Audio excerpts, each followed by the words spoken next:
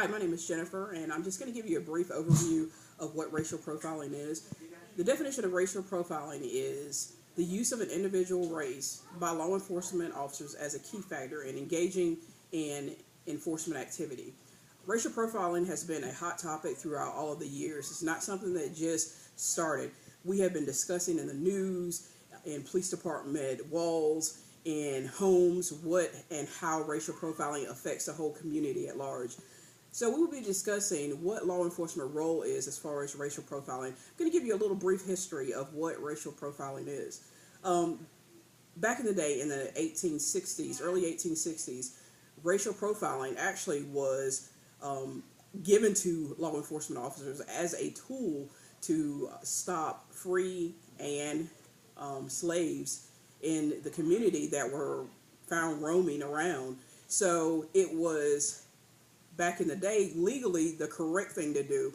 And as time went on and the Constitution was put into place and people were free and everybody had the same equal right to be wherever they chose to be, it became a big issue. People are now protected. Everybody is protected under the Constitution, the 14th Amendment, that says that everybody is equal under the law. So racial profiling has always been a problem for a long time. We talk about it, we discuss it. People need to be informed of what their rights are. They need to know that they are protected and that there are laws that protect you from being profiled just because of your race. There has been numerous incidences, for example, where there might be African American kids in a community and they look like they don't belong in the community and they are targeted by law enforcement officers or ask questions about what you're doing in this community. We have to understand that that is illegal and you can't stop and detain someone because of race alone. There has to be other factors as far as suspicious activity, as far as crime in the area. It cannot be based on race alone. Racial profiling is something, unfortunately, that happens a lot in the law enforcement community. It's something that we need to educate people about. And I was so proud of my cousin Caleb Maxwell for choosing this topic. Like I said, I've been in law enforcement for 17 years, and I am fully aware of what the damage racial profiling can do as far as people trusting law enforcement community. Caleb. Thank you. And that was my aunt, Jennifer. And now you're about to meet a young man named Jamal. He's an honest citizen. He's been racial profiled before. And thank you.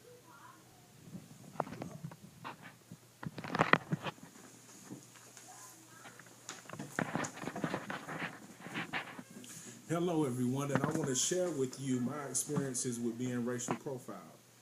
Now in my case, what happened, it was one night. I was a high school student at the time. I think I was a senior. I was with my mother and we was going to order pizza. So like she had ordered the pizza, it was at Domino's. So I left to get the pizza, rolled down the highway, like a high school student does, that wants to enjoy some good pizza that night. So I'm riding, and what happens is I go to a Sonic Burger, but the Domino's was like right in front of the Sonic Burger on the side of the road. So I turn into Sonic by accident. Then I come back out, go into to the Domino's to order the pizza.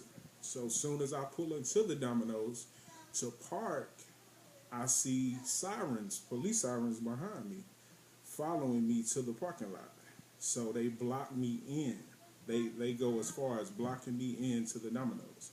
So I get out of the car and they're flashing the flashlight on me. This one particular officer.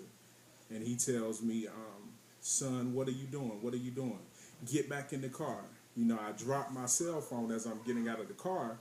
And he tells me, oh, what is that? What is that?